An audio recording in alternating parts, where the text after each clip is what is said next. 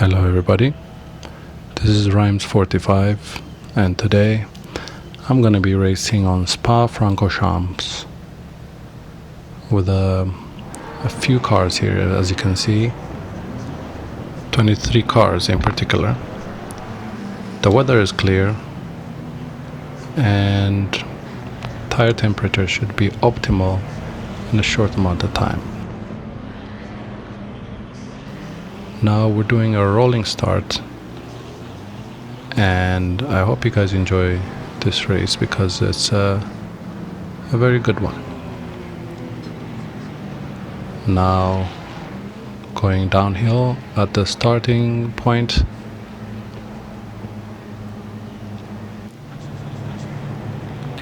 And here we go. So as we come up on the first turn, you see a few cars having an accident, which is unfortunate really, because the race just started. And now the first back straight, you see cars fighting for positions. It's the perfect place to overtake a car if you have a faster car on a straight line. The Porsche, it has acceleration but not top speed, so it's good on the corners. A bit of contact there with this other Porsche, and a hairpin, another contact here. A bit of slide and off the track, and now back on the track. And here the grip seems to be in effect now.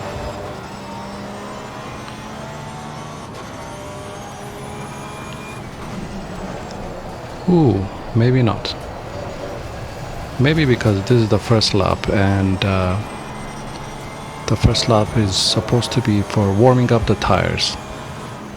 The grip should be back on the second round and very good on the third, in my experience at least.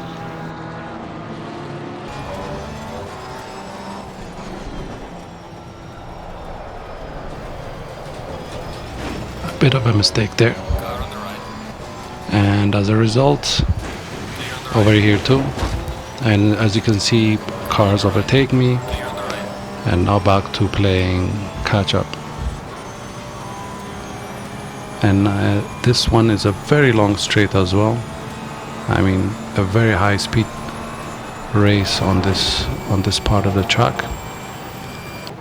And coming up to the last chicane, I'm trying to be very careful, as I don't want to spin out and suffer another loss of position. You saw McLaren spin out at the exit of the chicane, and now coming up at the last hairpin, and the straight line before the end of the lap.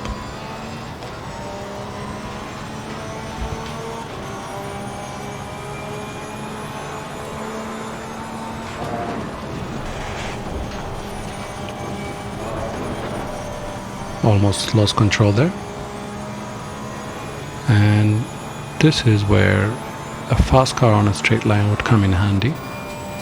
And the fact that I'm not in a slipstream is not going to help me much in a straight line.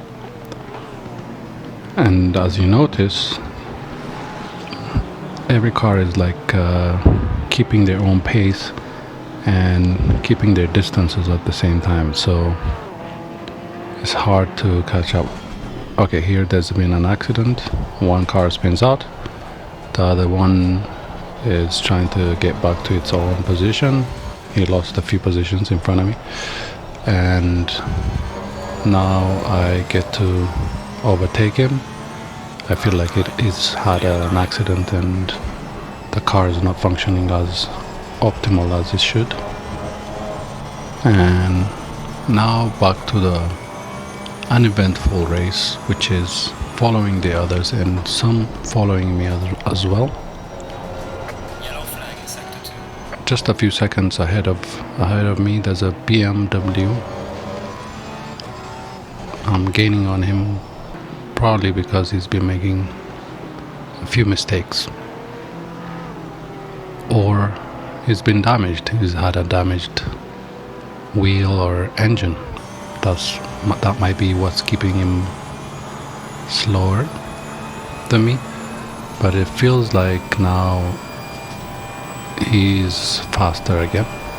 Oh, there he goes. Yes, as I expected, it might be a damaged wheel, because usually when you have an aligned wheel, because of damage, it tends to spin you out in some corners, especially on the high speed one, like how the BMW spun out back there. And as we get into lap 2, same situation, not overtaking too many cars. Actually, there are 12 cars ahead of me. I'm on the 13th position, and 19 cars overall. You do the math, how many behind me. Now on the back straight again over here, you see like 2 BMWs approaching me. BMWs tend to be quite faster than the Porsche on a straight line. So if we have a lot of straight lines like these without any interruptions from other cars, then they're probably gonna catch up with me if they do all the corners as good as I do. And if I happen to make a mistake, then that's when they have the advantage and they'll start catching up. And looking at them behind me, it looks like they're approaching, and the seconds, like the car behind me, 1.5 seconds behind me,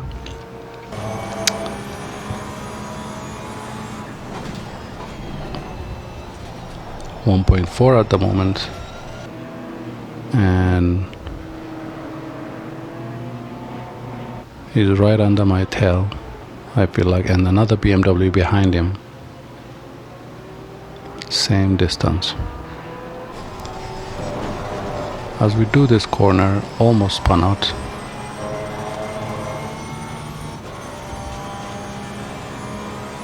And this is where the BMW can have an advantage on gaining on me.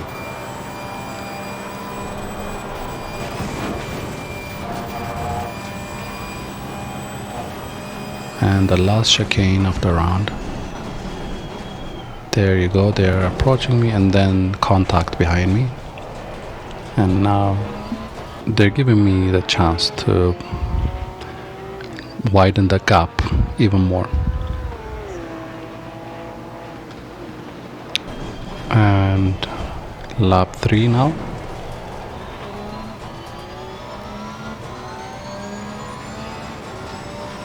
In this race, there's not that many events that's happening. Everybody keeps their pace. More accidents than I would like, but I guess it is what it is. And as you can see, there's only one BMW left. In the last lap, if you remember, there were 2 chasing me, and now because of that accident at the final chicane, 1 is left behind. And now let's see if this BMW can catch up to me. As we do this hairpin, you might realize that the grips of the car are doing much better than before. Tire temperatures are optimum now, 26.5 to 27.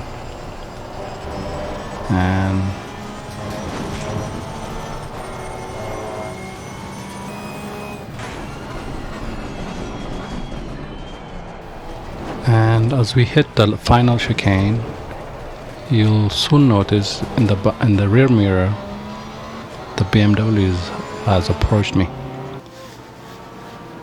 Is gaining very quickly.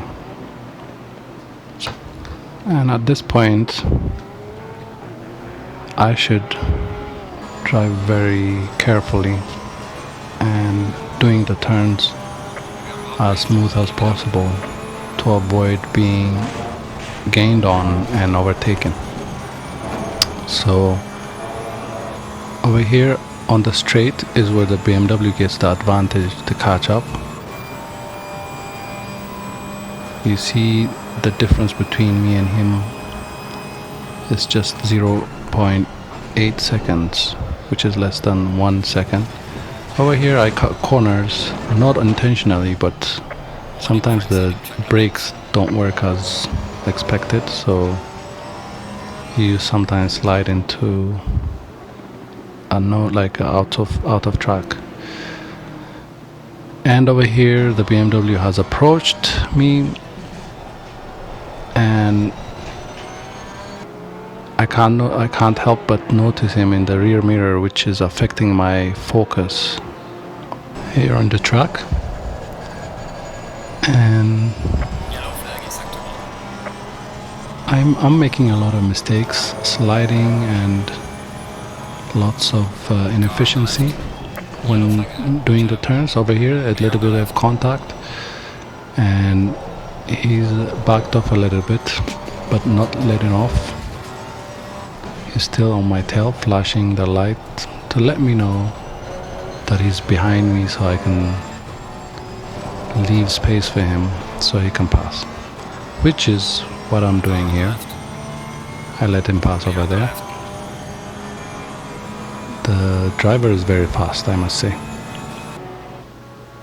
And here, getting to the final chicane,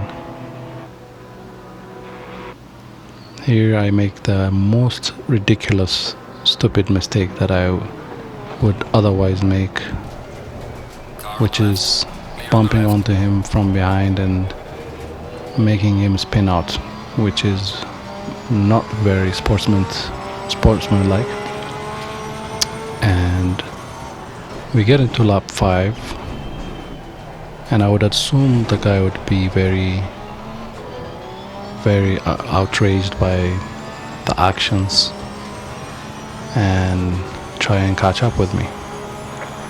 But on the map, as you can see, or even the seconds between me and him, it seems like he is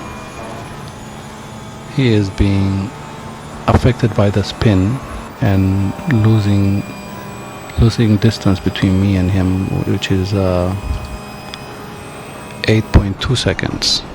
And that's the player 46, TJ Asko. I don't even know how to pronounce that name, but he seems to be